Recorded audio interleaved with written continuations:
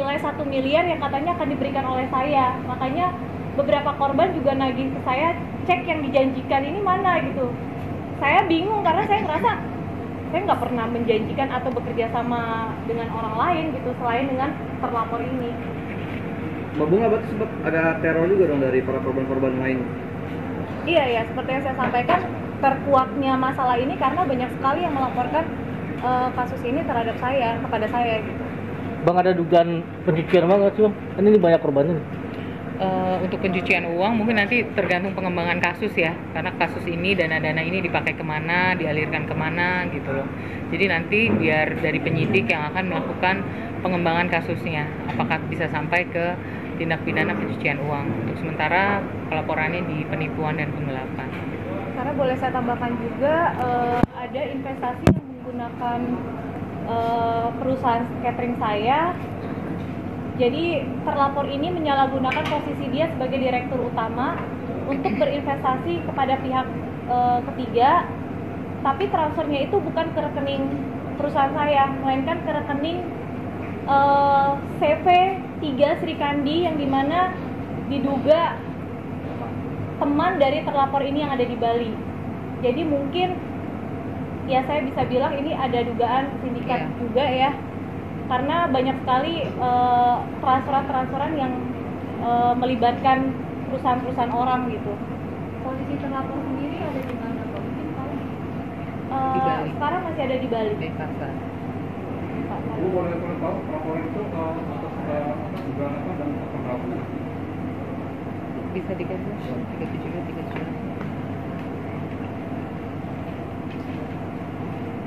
pasalnya tuh.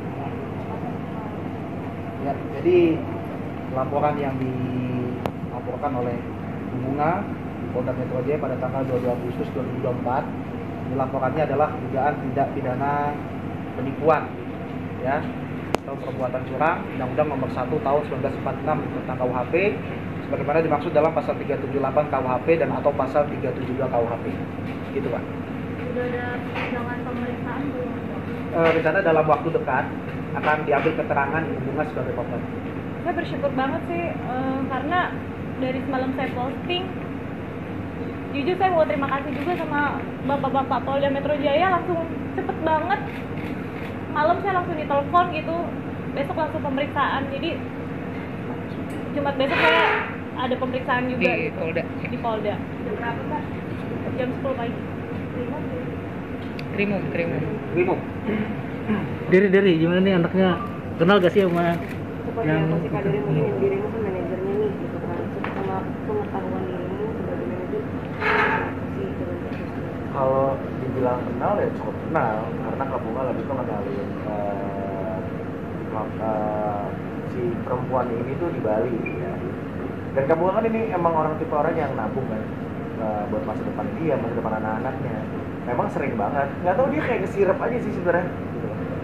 Dia kayak kesirap aja tentang masalah bisnis yang di Bali itu tuh benar-benar ditutup gitu loh, nggak dikasih tahu. Biasanya dia apapun bisnisnya diinfo, dia gimana ya, ini sama sekali ditutup gitu. Dan ketika teman-temannya mau masuk ke bisnisnya yang kamu nggak jalanin, kamu juga kayak kesirap, jawabannya template orang-orang. Si A nggak ada duit, si B nggak ada duit, si C nggak ada duit, si D nggak ada duit.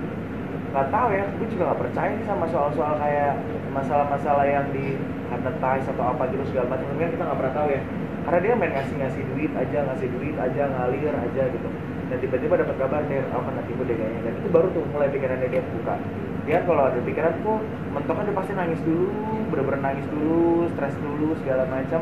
Nah mulai tuh kejanggalannya terbukti kayak kok bisa Kak Bunga disuruh kirim uang main kirim aja, disuruh bohongin suaminya bohongin aja, disuruh kayak gini itu dilakuin sama Kak Bunga semuanya. Bener-bener dia nggak mau syuting juga, dia bilang dari kayak aku nggak mau syuting dulu. Makanya kayak mikir Kak, ya memang offline yang kita dapat sama syuting yang kita dapat 2 tahun belakangan ini tuh alhamdulillah penyakit yang luar biasa gitu. Cuma setelah itu tuh setelah masuk ke perempuan ini tiba-tiba dia bilang deh, jadi kayak manajer satu Indonesia yang pegang aku kamu ya, tapi yang di Bali bukan kamu ya, dia aja. Mikir nggak?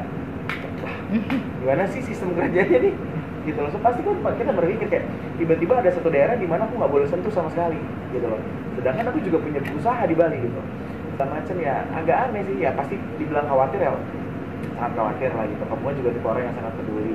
Tapi karena juga gimana ya, udah terjadi ya, sebenarnya udah terjadi nih, dan ini juga bukan nominal yang kecil, nominal yang gede banget. Uang selama dia kerja habis kayak gitu aja sama orang yang dia percaya tuh.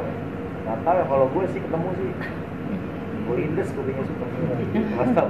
Soalnya Derry juga hampir banget jadi korban, Yes. salah satu korbannya juga, karena terlapor ini juga mencoba untuk teks Derry, menawarkan Derry dengan purchase order yang sama persis dengan purchase order yang ada di saya gitu, yang ditawarin ke saya. Tapi Dan beberapa teman entertain kakak ya. iya, dan beberapa teman-teman entertain saya yang mungkin saya nggak bisa sebutin, dia juga hampir jadi korban penipuan dari terlapor ini. Tapi lu menolaknya gimana tuh? Atau mau diemin aja di tag? Jawab. Pertama jadi udah gak masuk akal, kedua dari ngeliat gaya juga udah gak masuk akal, jadi kayak jawabnya ya, dan gue orangnya juga agak ketus kan. Jawabnya, iya kak, nanti mau kabarin ya, selebihnya dari panjang udah gue tidur lah. Lu malam, kirim bisnis tengah malam, lu bisnis apa jadi online, ya kan? Kita fair-fairan aja, dengan nominal yang sangat besar gitu, dengan nominal yang besar.